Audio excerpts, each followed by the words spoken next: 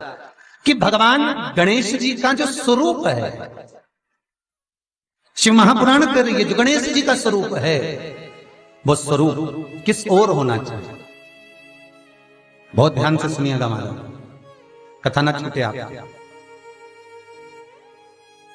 घर के दरवाजे पर अगर हम गणेश जी की मूर्ति, गणेश जी का फोटो, गणेश जी का टाइल्स बाहर की ओर लगा रहे हैं, तो जाते समय गणेश जी का जो पृष्ठभाग है, पीठ है, वो पीछे चाहिए। एक शिव महापुराण में आपको पहले एक प्रसंग सुनाया है, सभी लोगों को ज्ञात होगा कि भगवान के सम्मुख में धर्म है और भगवान के पीछे अधर्म का निवास। महाराज,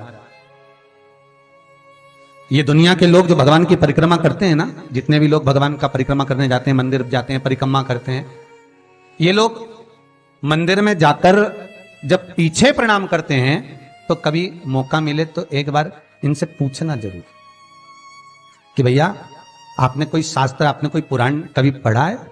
आपने शास्त्र पुराण का स्मरण किया है?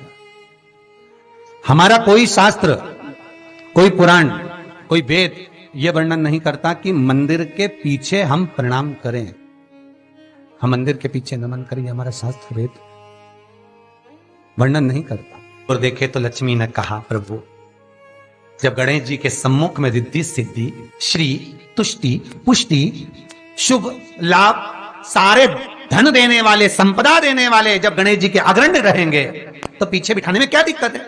आप वर दे दो। भगवान विष्णु ने तथास्तु कह दिया। दरिद्रता दुख, तुम्हें वर देता हूं कि तुम गणेश जी के पृष्ठभाग में विराजमान होगे। इसलिए निवेदन है, मंदिर में नहीं, घर के अंदर, घर में जहां सबसे आगे फ्रंट में गणेश जी की टाइल्स, गणेश जी की मूर्ति, गणेश जी का फोटो प्रथम भाग में बिल्कुल बाहर फ्रंट में घर के दरवाजे के नहीं लगाने। क्यों? जब जाओगे तो पृष्ठभाग गणेश जी का तुम्हारे जाते समय पड़ेगा। जीवन में दुख, तकलीफ, कष्ट आते ही रहेंगे। जीवन में कभी भी आप करोगे बहुत कुछ, फैक्ट्रियां भी खोल सकते हो, दुकान भी खोल सकते हो, कार्य भी बड़ा कर सकते हो, पर सफलता नहीं मिल सकती, सफलता नहीं। और यदि आपके घर में पहले से टाइल्स लगी है, मूर्ति लगी है गणेश जी की, हटा नहीं सकते, तो निवेदन है एक फोटो गणेश जी का जब बाहर निकलो तो अपने, जब उधर फोटो लगाए तो एक फोटो बाहर जाते समय अंदर की ओर मुख करके लगा दीजिए, उससे वो दोष समाप्त हो जाता है। महाराज, वो दोष समाप्त। गणेश जी अगर लेकर आ रहे हैं तो बैठी हुई मूर्ति लेकर आए, और गणेश जी लाए, मना नहीं है। गणेश जी जब लेकर आए तो घर में बिठाने के लिए ला रहे हैं तो राइट सूंड का गणेश लेकर आए, सीधी हाथ का। आपका सीधा हाथ देख लेना, उसी के हिसाब से गणेश जी को अपनी ओर रखकर, या गणेश जी का सीधा हस्त कमल देख लेना। आपका तो उल्टा मान्य होगा जब आप देखेंगे तो गणेश जी का जो सीधा हस्त कमल हो, उस साइड अगर गणेश जी की सूंड है तो वो सूंड का गणेश घर के अंदर विराजमान हो। उल्टी सूंड का गणेश, लेफ्ट सूंड का गणेश, ये गणेश व्यापार, व्यवसाय, फैक्ट्री, दुकान, बिजनेस, ऑफिस जगह पर विराजमान हो। बहुत ध्यान देना, उल्टी सूंड के गणेश बहुत कम बनते हैं। क्यों कम बनते हैं? इसका शास्त्रीय प्रमाण है।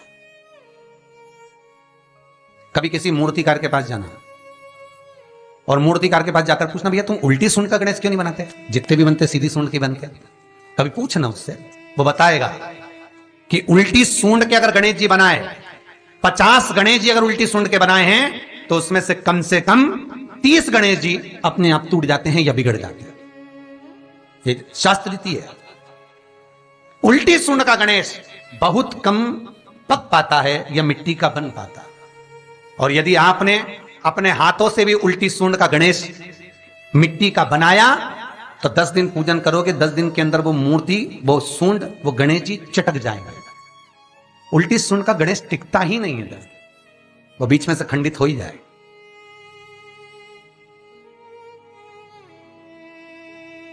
वो तो स्वयं गणेश जी कृपा करें, स्वयं विनायक कृपा करें और उल्टी सूंड के गणेश जी अपने को मिल जाएं और वो गणेश जी हमारे घर में आ जाएं तो वो फिर नहीं चलता। सीधी सूंड के गणेश जी को मनाने के लिए महाराज मंत्र की 50 माला करना पड़ती है, तो समझ लो सीधी उल्टी सूंड के गणेश जी को मनाने के लिए मात्र 5 माला में भगवान गणेश प्रसन्न हो जाते हैं। अर्थात उल्टी सूंड का गणेश शीघ्र प्रसन्न होता है।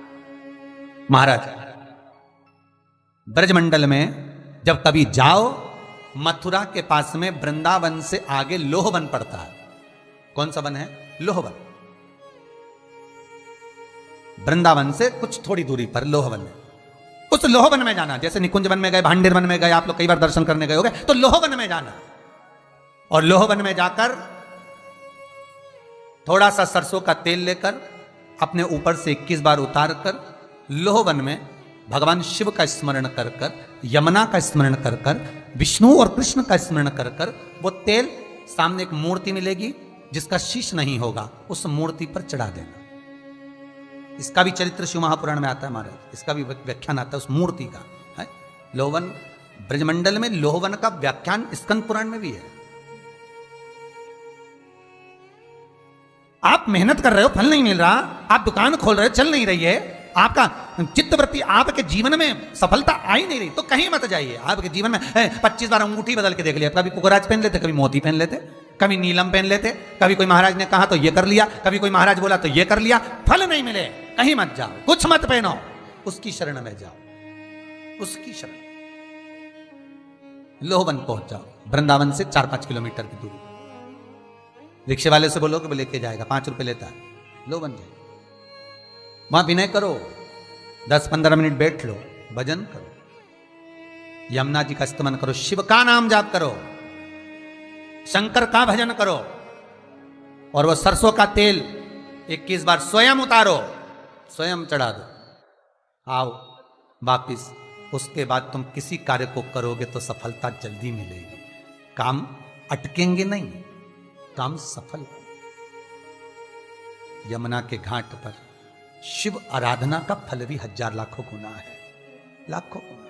बहुत ध्यान देना, स्वप्न 2 तरह का होता है। एक, स्वप्न में अगर आप बहुत खिलखिलाकर हंस रहे हो तो समझ लेना दूसरे दिन तुम्हें कुछ ना कुछ ऐसी खबर मिलेगी कि आंख में आंसू आएंगे। स्वप्न में आप अपने आप को अगर हंसता हुआ देख रहे हो, किसी को खिलखिलाता हंसता हुआ देख रहे हो, तो दूसरे दिन कुछ रोने की खबर मिलेगी, कोई दुख होगा, कष्ट होगा, तकलीफ होगा। और अगर स्वप्न में आप भगवान को मुस्कुराता हुआ देख रहे हो, स्वप्न में आप भगवान को हंसता हुआ देख रहे हो, तो जरूर तुम्हारे ऊपर कुछ भगवान की कृपा होने वाली है, जरूर कोई अच्छी खबर आने वाली है। दोनों के हंसने में अंतर है।